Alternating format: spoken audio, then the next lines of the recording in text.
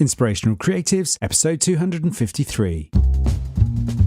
Welcome to Inspirational Creatives. I'm your host, Rob Lawrence. Join me every Friday as I chat with successful artists, producers, and creative entrepreneurs who share powerful stories and strategies. They can help you to create the life that you want. Listen each week as these inspirational creatives show you how to take your creativity to the next level. You'll learn how to create a sustainable business that inspires others and gives you the financial freedom and lifestyle that you want. Thanks for listening. Make sure you sign up at inspirationalcreatives.com to get free exclusive bonus material. And now, on with the show. Rob here and welcome to another episode of Inspirational Creatives. Today is part 2 of my chat with writer, healer and coach Dave Ursillo. In episode 251, part 1 of my chat with Dave Ursillo, we explored some of the myths behind writer's block and how our fear shadows can be something that gets between us and our best creative work. In this episode, we're going to dive deeper into Dave's own personal story and why writing and journaling is so important to him. We also explore the impact and the importance of our environment and how nurturing our environment can help us to sustain, develop and realise the creative endeavours that are most important to us. If you've got a browser to hand, I highly recommend heading on over to unavoidablewriting.com, which is where you'll find a new course presented by Dave, not only containing some of Dave's life's work, but it's a course that's designed to help you rewrite your life's story. We began to explore some of the concepts in unavoidable writing in episode 251, part 1 of my chat with Dave. You can find that episode at inspirationalcreatives.com/episodes, or if you simply head on over to inspirationalcreatives.com and select episodes from the menu at the very top of the screen, you'll find episode 251 and every other Inspirational Creatives episodes right there. So with no further ado, let's hop into part 2 of my chat with Dave Ursillo. Something that came up on the podcast series quite some time ago, I think when I spoke with another writer, Amanda Turner, was this concept of a fear of success in some respects. Yeah. And a theme that's evolving for me during this conversation today with you, Dave, is this thought that I wonder, are we setting the stakes too high for ourselves? Are we pinning too much on the outcome and that's what's immobilizing us rather than just focusing on the next necessary step? I guess what I'm saying there, and perhaps to add to that, with what you're saying there in terms of the lifestyles that we lead today, is less more. I think so, Rob. I think it's hard because, so the way that we are hardwired as humans on the one part is to just simply, make decisions about like, what do I do? And so that's kind of what I was alluding to earlier about, how do I even find like 15 minutes of journaling? Where does it fit into my life? It doesn't sound like much, but it's an emotional commitment in a lot of ways, right? Which has real repercussions amongst all of the, or I should say, when weighed against the responsibilities that we have, obligations, commitments, all the things we need to do for work, for family, for just self-care, for health, well-being. And then there's the other part of the equation, which is how our social values, our shared social values, skew our perception of what matters.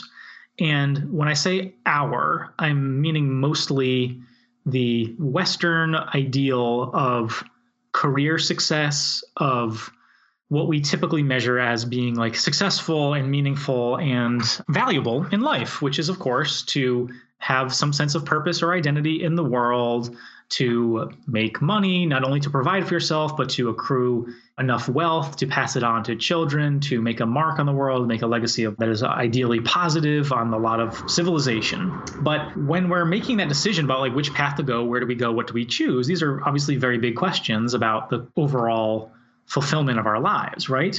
But our society, the social values that have been imprinted upon us are that more money is good, more status is better than no status, more followers means you must be doing something right. So the money, the fame, the acclaim, the status, the title, all of the things that we ultimately know on the one hand can be helpful, but are at the end of our lives rather superfluous because you can't take them with you.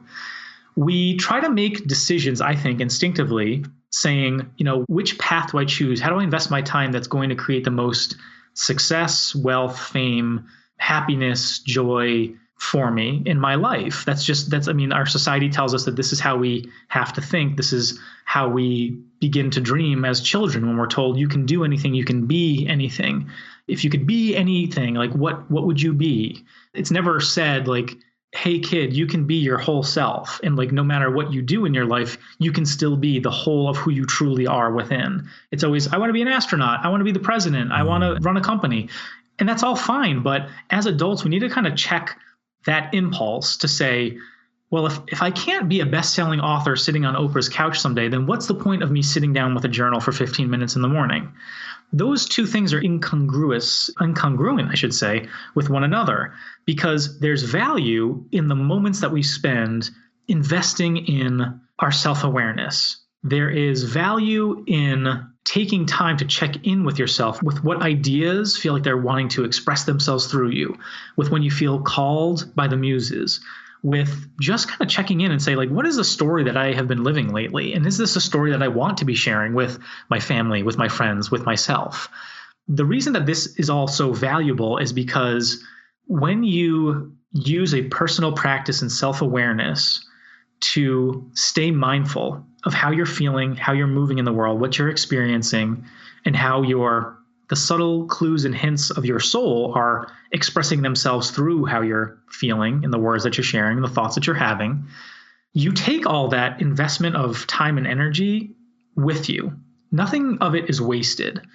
It's like there's a saying in yoga that no effort on the path of yoga is wasted. And that doesn't mean every down dog makes you better at down dog. It means more spiritually and philosophically that when you work on being your whole self and being the best version of yourself, that no effort in that practice is wasted. It all comes with you. And even though you can't see it, and even though you can't maybe quantify it with a dollar amount or a number of Twitter followers, because you journal every day, it's not going to mean that you have 1 million Twitter followers or something. It does mean, however, that how you move in the world will necessarily be better. I mean that you'll be better because you will be more in tune with yourself. You will have less flare-ups of anger or outrage or shame or guilt or fear that are going to disrupt what you actually desire from your life. It's kind of like a principle, Rob, of just basic leading by example, that the more you know yourself, the more that you know your triggers, the more that you know your shadows, the more that you know your desires, the better you are naturally at being able to align your choices and decisions and words to that inner code that you're feeling and want to experience in life. You know, the basics of leading by example is like to not be terrible, like to feel a level of trust within yourself, to feel at home within yourself, to constantly be cultivating as best you can a sense of harmony in the world around you, in your home life, and also to feel whole within yourself. So home and harmony and wholeness, these are the three, what I call the three promises of writing. And I think that the more that we can pursue those ideals as creatives, naturally, we're going to start to feel that in other aspects of our life. If you still have a 9-to-5 or an 8-to-6 job, or if you're a parent, if you have other obligations and responsibilities, those roles and responsibilities that you have will definitely improve for how you cultivate more of these good, positive promises within you. And the more that you can kind of keep an eye of awareness on these shadows, these pitfalls that make you feel like it doesn't mean that you're perfect. It just means that you're more aware of the tendencies to be less than the best version of yourself. And that sounds really daunting and overwhelming. It's all incremental. It's all just giving yourself to your practices of meditation, yoga, journaling, mindfulness, playing with your kids, spending time in nature, all the little things that do kind of accumulate in a really positive sense. I love this holistic view that you're sharing with us there, and this concept of addressing or asking ourselves what matters. And I love what you said there about home, harmony and wholeness, and that being the promise of writing, which is quite different to the promise of writing being a certain number of followers on some kind of social media platform, for example. Right. Which is absolutely fascinating. Now, with that thought in mind, this home, harmony and wholeness, let's talk about journaling, because it's something that's changed my life, and it's something that I invite my own clients, coaching clients, to try. And I love how writing can be a conversation with ourselves in that sense. Could you talk to me about your experience with that and the importance of journaling in your life in the context of everything that we're talking about here, and the experience that you've had with those that have taken your courses and that you've worked directly with as an entry level way of reaching our own inner world, so to speak? Yeah, absolutely, Rob. So I mentioned quitting my job and pursuing a dream to write a best-selling book when I had left my career behind years ago. Before I wrote that book, writing was still meaningful to me. I didn't think of writing as this like ongoing conversation with the soul. I didn't think of a personal journal as the space in which we can kind of always keep the door open for communing with what matters most to us in our lives. So I've used the phrase earlier in this call of soul code, and I hyphenate that phrase to represent kind of like the inner callings that we feel and experience, our innermost values, our desires, our beliefs, like all the intangible and invisible stuff that makes us very human, I call the soul code. And when I was dealing with depression and anxiety years ago, I quit my job. I was very depressed and I didn't tell anybody about it. I was just kind of simmering and stewing in my own misery. And I knew that I needed to make a change. And I instinctively drifted to writing to start to figure out what the hell was going on, who I was, what I believed, what I didn't believe, why my career was incongruent with who I was. And so what I did, Rob, was I had quit my job. I was also 23 years old. I was living at home with my parents, like all 23-year-olds, post-college grads really dream of doing is living in their childhood bedroom and having no money and having no career. I had a lot of time. And I didn't have any debt. So I sat for hours, which felt like weeks, which felt like months. And I just wrote. And I wrote these like sprawling, meaningless to anyone else. They were meaningful to me, manifestos. And it was like, here I am. This is who I am. This is what I believe. This is why I'm struggling. This is what I'm feeling. This is why my career wasn't working. This is why society is pissing me off. This is why I want to be an author and a writer. And it was all really about the act of putting my ideas, that soul code, the invisibles, the intangibles of what I believed and who I thought I was, onto paper. And as I wrote these things, it's not even about what I wrote that was so meaningful, Rob. It was that the act of writing them showed me that as I put pen to paper, as I literally wrote each and every word and feeling and sensation and gave it, like literally wrote it in ink and put the ink on paper, that I was physically birthing what I was thinking and feeling onto the page and thus into reality. And so writing, the practice of writing, is somewhat spiritual in that we are pulling ideas and sensations from an invisible realm and birthing them into the physical plane, into physical reality. And so on a very simple level, that to me was really powerful because I thought, just as I'm choosing what words to write on the paper, I'm also choosing to think them in my head, aren't I? I'm choosing to tell myself the story of suffering and struggle, or at least I can choose to understand why I feel like I'm suffering in a way that's meaningful, in a way that propels me to a positive place and not to a negative place of woe is me and feeling bad for myself, which is kind of how I experienced depression. It was kind of like digging yourself deeper and deeper into a hole. And I thought, well, what if my depression actually means to give me a new story? And what if I can choose to rewrite the stories that I've been telling myself of I'm depressed and I'm miserable and none of this matters into saying, actually, like, what if I feel this way because I'm meant to do something else? What if I feel this way because I can help other people who feel like I feel and they don't have to feel so alone? So on a very personally emotional level, Rob, the act of writing reaffirmed to me that on some level I was choosing my thoughts, in that my beliefs, my soul code were there, and that if I could give them a voice, then maybe I would feel better in the course of my life. And I take that principle and I apply it to when I'm working with writers and creatives to say, don't forget how powerful it is to remind yourself that you are on some level choosing your thoughts and that you can choose your emotional response to certain things. That doesn't mean that we control our emotions, because sometimes it can feel like our emotions are, in control of us.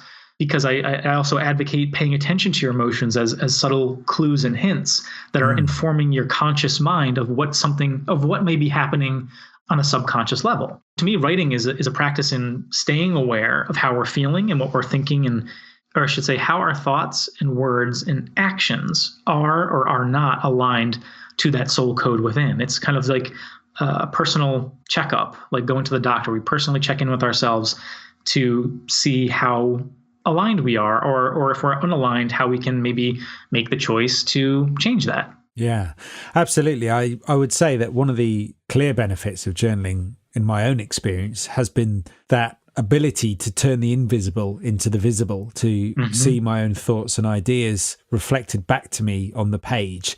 And I love what you're saying there about the soul code in that sense, and that process giving us clues. But I particularly love what you said just then about rewriting our own stories and being able to choose our own thoughts. It's tremendously empowering idea, the thought that we can channel our thoughts and ideas onto the page like that, have them reflected back to us, and then make a decision as to what we would choose the story to be from that point onwards going forwards. That's the long and the short of it. And I think that's the value of writing and journaling for somebody who maybe doesn't feel like they have the big dream of best-selling author or getting a publishing deal. So it's like those dreams are fantastic, but if the experience of writing at all hinges upon having that big dream, I think it's cutting short the value and the impact of having your thoughts and ideas reflected back to you on the page as a mirror, because there's something really powerful to being a witness to yourself on the page, as you and I both clearly experience, Rob. Yeah, absolutely. And for me, it very much underpins that question you asked earlier, which is what matters.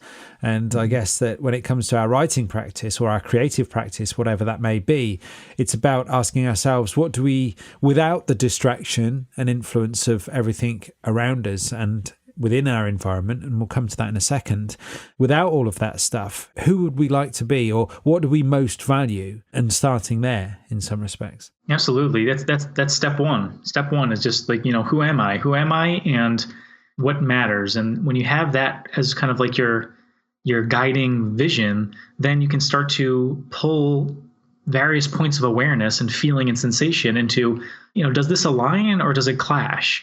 And it doesn't mean you have to have all the right answers ahead of time, but writing or journaling keeps this fluid conversation alive so that as the moments become days, become months, become years, you have this kind of chronology of being able to live alongside the life that you're living. So it's not so much knowing it right away so that you can make the right decision for the rest of your life, but having a resource that kind of keeps you informed and like you're not losing time, or like the decisions aren't being made for you before you can recognize what decisions you're making. So a journal is a really great space to just have a practice of mindfulness and self-awareness live alongside you in a way that's not intrusive or competing for attention in your life, as sometimes a overly ambitious, huge, long shot artistic goal may be, which isn't to say that you shouldn't have those goals, but prioritize the sustainable practice first, and that will necessarily help those bigger goals become possible. Yeah. And for somebody who may not have a sense of who they are in the world today, how can journaling and writing help them? Great question, Rob. I think if you feel like you are maybe not as attuned to your self-awareness or your self-knowledge as you maybe want to be, the starting point has to be kind of identifying the stories that you've been telling yourself and others lately. And, an important caveat to that is, what is a story? A story is anything that we say, essentially, that describes or puts into context what we've been doing lately and what we've been feeling and experiencing lately and what we're pursuing lately. So here's a really bad story. Someone bumps into you at the coffee shop on the corner and they say, "How have you been lately?" And you say, "I'm good. I've been busy." And that's it. Now, that doesn't seem like a story. It may be very accurate, may be very true, but busy especially is a story that I personally detest, because it is this one word is a self-flattering complaint, which tells the world that we are presumably, our lives are full of things that are actually considered to be blessings, like family life, responsibilities, work, making money, doing things. Like having a life is busy. And when we say busy, it's kind of this self-flattering complaint of like, oh, I wish I could tell you all of the things that I've been doing. But there's this implied, like, I wish I wasn't doing it. Like, it's so, like, woe is me, woe is me, it's so hard. So anyway, that's an easy one, because if you've been telling yourself you've been busy, or you're telling others that you've been so busy lately, I would challenge you to play with this story and actually tell somebody in response in maybe a few words, maybe a half of like a sentence, a little bit more about what you've been experiencing lately and see how it feels to try on that story. So maybe the story is, instead of busy, my life has felt so full lately that I feel like I don't have any room for the things that I really enjoy, but I'm making efforts to parse away the superfluous so that I can get back into the things I desire most. Or if that feels a little bit winded, just saying my plate has been really full lately and I'm starting to actively question if that fullness is actually what I want to be doing. Now, that may feel really vulnerable when you are just asked like, hey, how are you doing, by a friend at a coffee shop. But this is actually more of what I think everybody is craving in today's world, which is actual communication and genuine connection, even on a very small level, that's a little bit more authentic and a little bit more vulnerable, but a lot more real than just like the social cues of conversation that say nothing, mean nothing, and leave us feeling empty. So start by just paying attention to the language that you're using and what you're sharing in these stories with other people, because it may seem small, but it may be reflecting something a little bit larger that's like frustrating you or making you feel like you're not connected to other people or you're not being totally truthful to yourself. So that's the ideal place to start. Just, how do you respond to somebody when they say, how are you doing? And paying attention to that, maybe playing in the margins of what the response can be or should be for you. You can write it in your journal. You can try it on with people on any given day. If you don't like it, then it disappears because it's verbal speech. So that's how it works. So that's what I would say to try on in cultivating some more just, base level self-awareness. Yeah, absolutely. I love this idea of using our journal maybe to explore that in terms of, well, what's really going on for ourselves right now? If we're feeling busy, what is it that we're busy with and how does that feel? And what are the implications or what is the depth behind that busyness? And then exploring that through our writing and then perhaps formulating through that writing some ideas about how we could respond to people to offer a deeper conversation, a more interesting conversation, let's hope, when we next get asked that question. This is the kind of really simple practice that I would encourage someone who's listening to try on, because as you know, Rob, like everything that we do creatively in microcosm is great. Like all the practices in self-awareness and self-knowledge, like I said, you'll take that with you.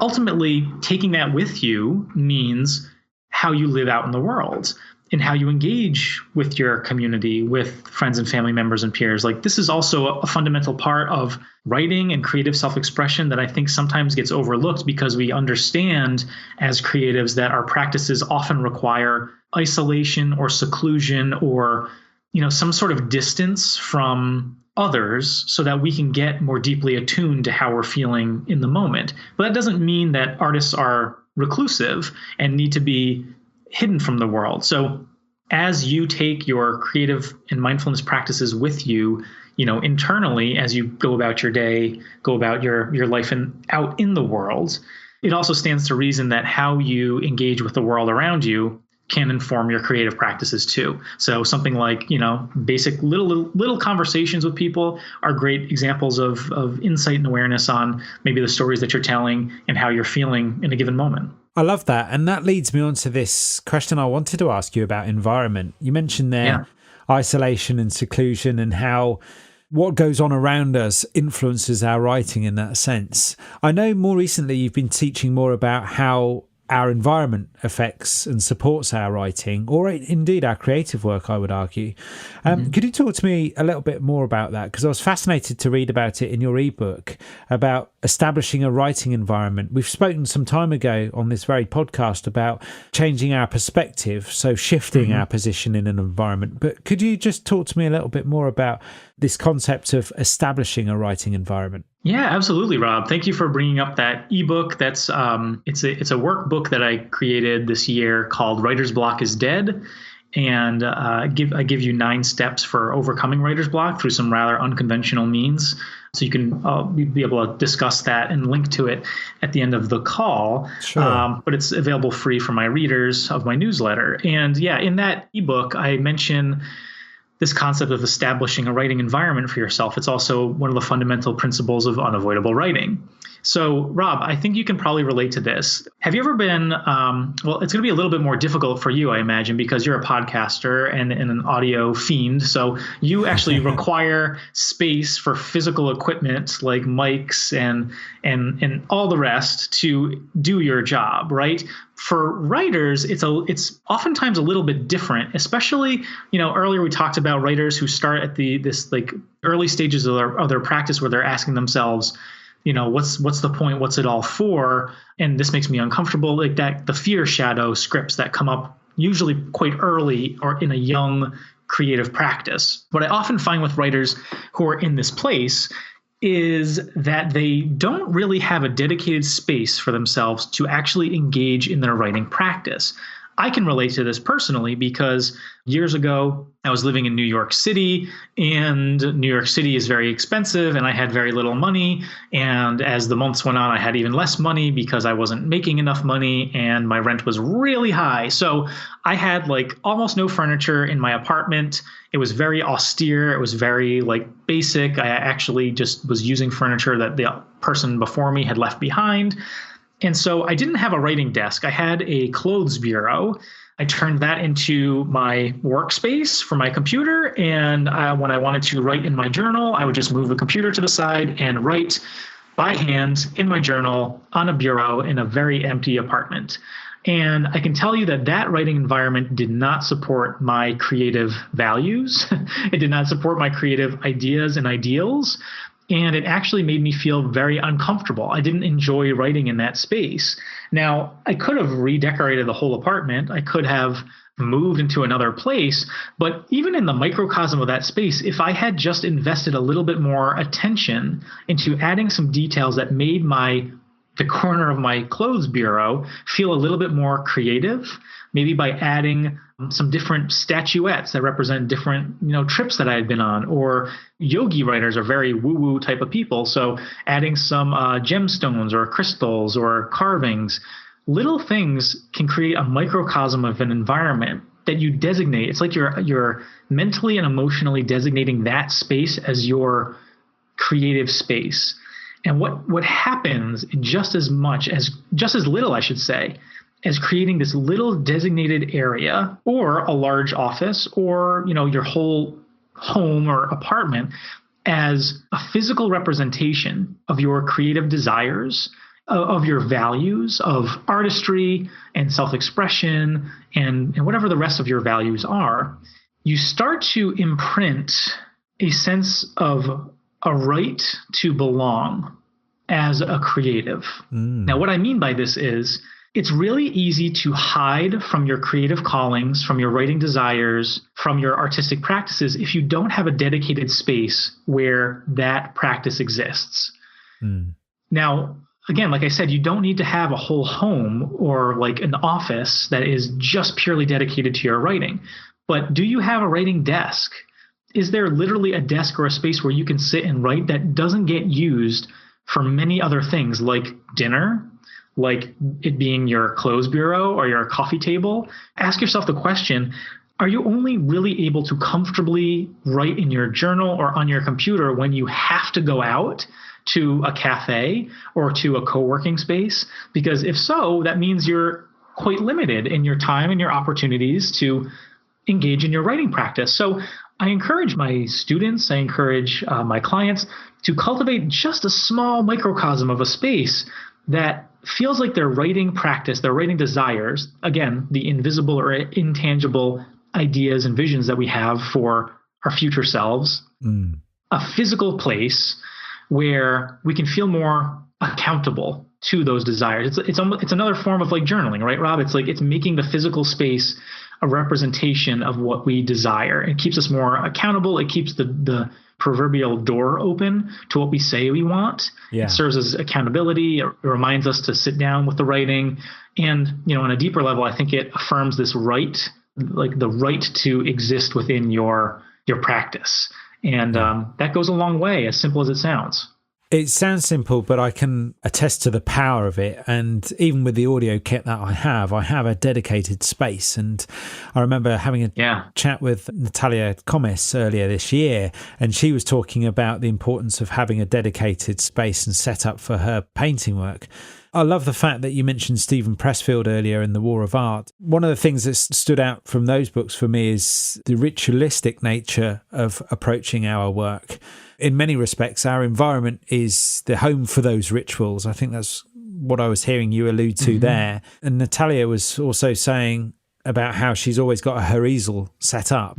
When inspiration strikes, she doesn't have to worry about setting it up, for example, and having that dedicated space, because if you've got to clean the dining room table to get down to some writing when it comes to writing time, that could aid writer's block if we choose to believe that. Right. So everything you were saying there was fascinating to hear in terms of creating this home, this environment, this place to bring ourselves and get ourselves into that place.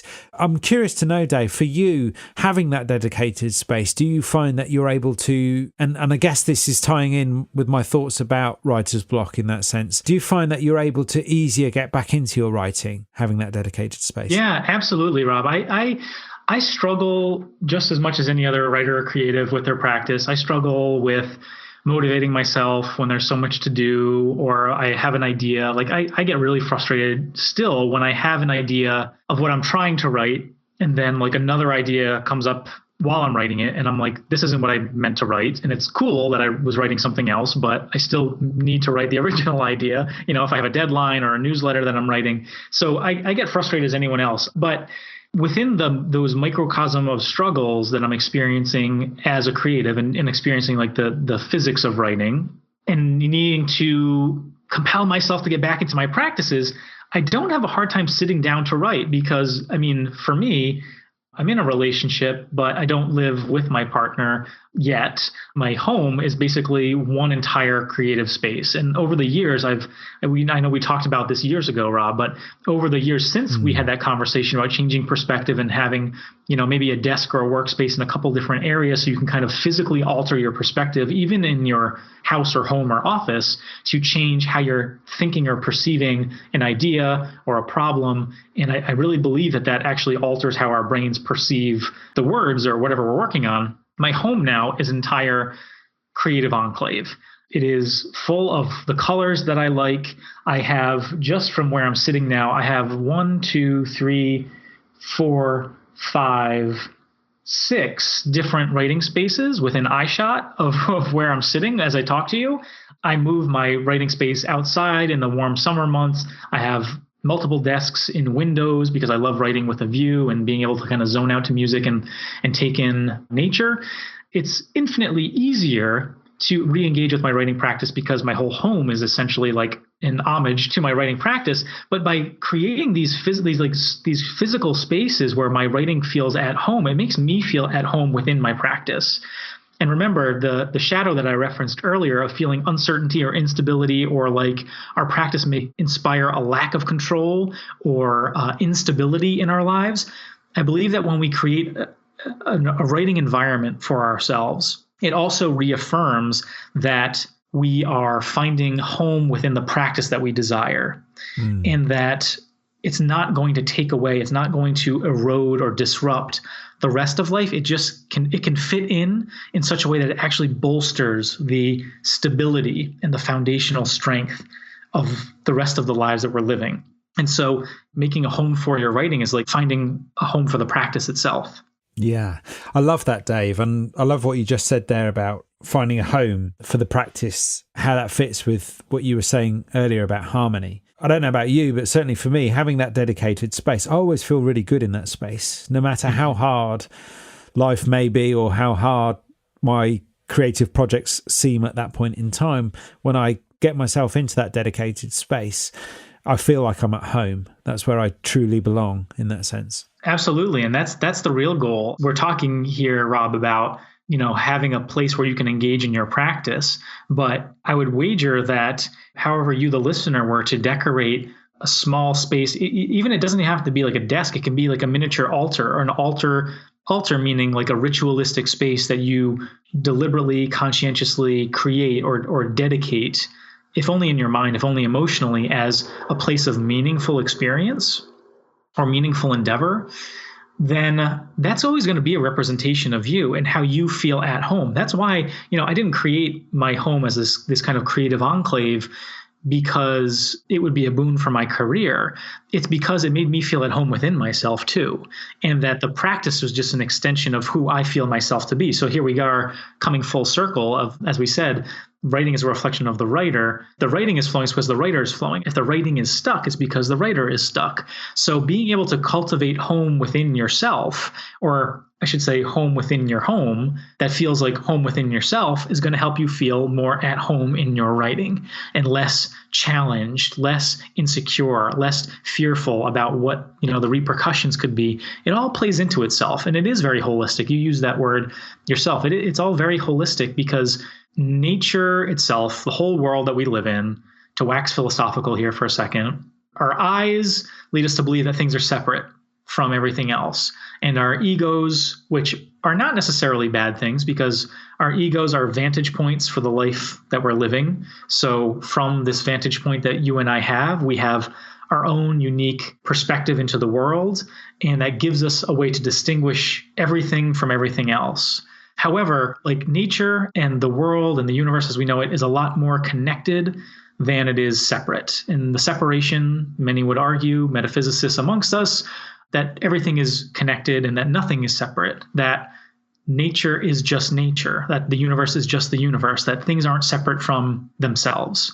Yeah. Therefore, we as a part of nature are the same. We are a part of the whole, and we are whole within ourselves. So I don't think that we can treat our creative practices as like these little slices of our soul whom we try to hide from the rest of the world. Like yeah. It's the whole of who we are. That doesn't mean you need to become a professional writer or a prolific artist, but if you feel the calling of creativity, if you feel drawn into self-expression, if you want to, if the pages of a journal keep calling to you, but you don't have a book dream, like whatever the case may be, that's still the whole of who you are. And that's what we're talking about in the course of this conversation, that the whole is always going to express itself. So the more that you can get to know the whole of the soul that you are, then the better you'll be for it, the better your creative practice will be for it, the better those, eventual book dreams may be. And the more that we can think holistically about our creative self-expression and the role of our self-knowledge in our self-expression, the better the self-expression will be, the more it will flow. The writer will be in flow, the writing will flow thereafter. Wow, I can't think of a stronger point to bring that home. That's quite insightful. Nothing is in isolation. Everything is connected in that sense. Yeah, I think so, Rob. And I think that is a nice way to tie a bow on what we've been exploring. I know it can be kind of heady, it can be very philosophical, but this is the kind of stuff for your listener. I'll say this is the kind of stuff that I wish someone had introduced me to these 9 years ago, because I think I was always kind of looking for someone or something to tell me that even if I don't know what comes of my writing, even if I don't know what happens with my book dream, even if I don't know how many followers or readers or subscribers I need to like quote unquote make it, that it'll all add up, that I will know myself better for it, and that the decisions I make of where to go, how to pivot, where to turn, what project to take on next will all become easier. And it's true. It's like it all gets easier the more that you know yourself and the more that you spend in communion or in communication with your soul code, bit by bit, day by day. And I think that everything else just flows from the source, which is you. So if someone had told me that these 9-10 years ago, I think I would have felt a lot less stressed, overwhelmed, anxious, fearful, insecure. Pairing on top of that, what I'm teaching now in Unavoidable Writing, which is a system to self-diagnose your self-limiting beliefs and to diagnose your shadows, to be more directly aware of how a shadow behavior may be causing your writer's block or your struggle, then I would put any amount of money on the fact that I'd be in a lot better shape as a human being those days, but I'd also be a lot better shape as a creative, because I would have been illuminating those blind spots that were holding me back and I didn't even know it. Yeah, absolutely. That's fantastic, Dave. And thank you for sharing that. I really appreciate that. And I love the idea that we're at this point here sharing your experience, hoping that it's going to help somebody breathe and write easier going forward from this point onward. So to wrap up then, Dave, I'd love to ask you about unavoidable writing and this course that you have. Could you just describe to me what you mean by unavoidable writing in that sense? Yeah, great question, Rob. So unavoidable writing is a writing course, and it's a writing course that helps the writer behind the writing, as we've been talking about quite in depth on this call. The idea of unavoidable writing came from my work with a number of writers in my writers group, as I mentioned. And how the course operates is that I provide you with a 3-part journey using self-limiting beliefs as kind of an entry point for understanding which shadow, that underlying behavior, may be affecting your creative self-expression the most right now. Now, I have a list of about 40 of these self-limiting beliefs, these scripts, that I've collected over the years because writers tend to express very similar things about their stuckness or what's holding them back, or in other words, why they're avoiding their writing. So the course exists to help you unavoid your writing practice, your writing project, or your personal journaling. We use the subject matter of avoidance to understand what it is that's holding you back, because whatever you're avoiding is a lot different from something that you just find distasteful or that you don't like or that you just don't care about. So when you're avoiding something, it actually implies that you're making an active choice that you want something.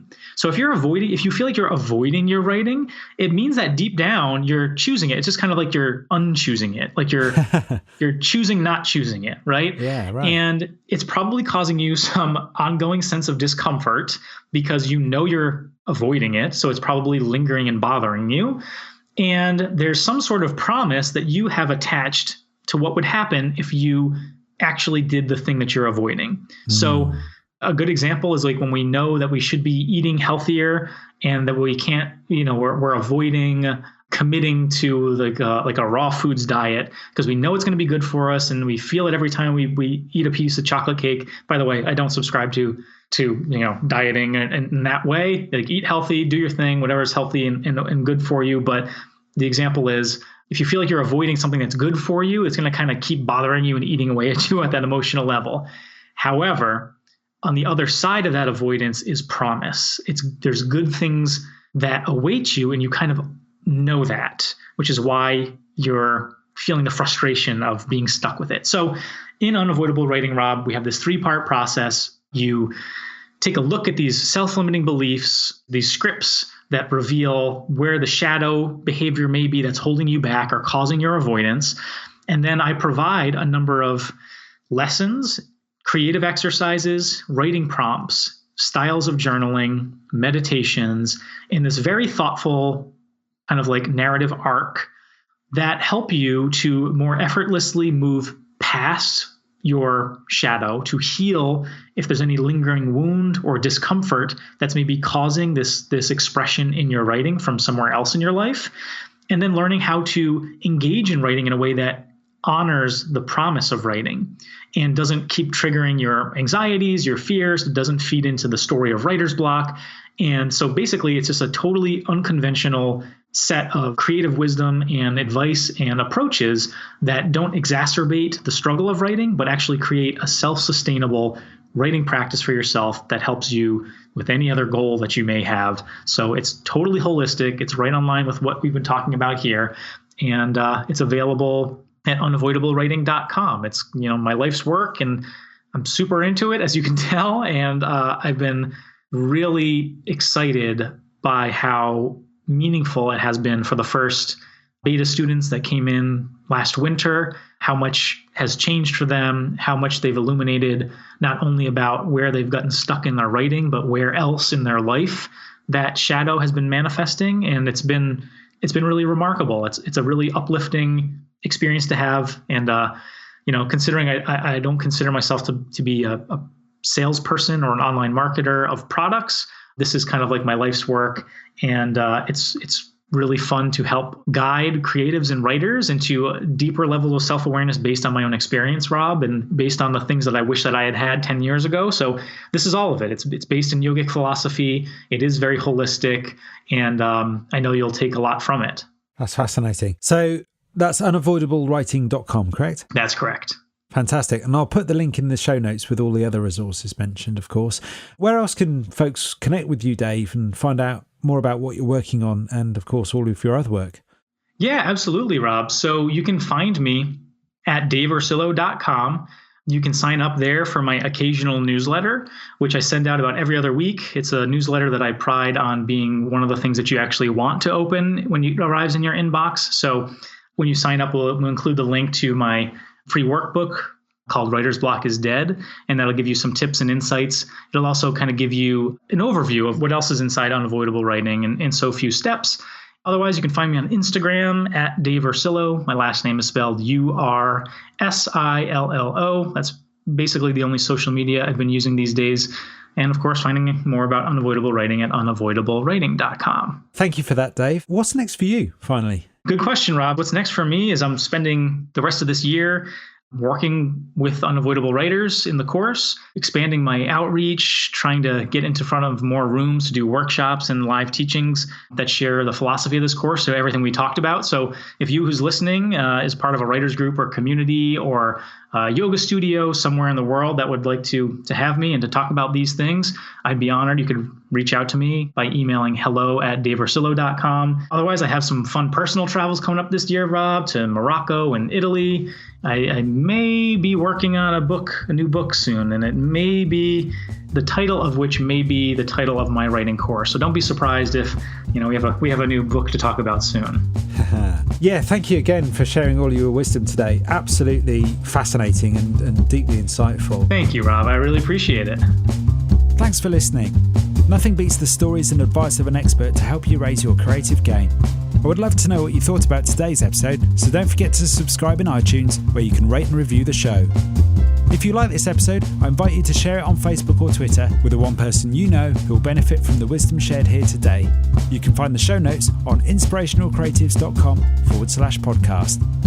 If you have a burning question or a great idea for a guest, head on over to inspirationalcreatives.com/contact, where you can connect with me there.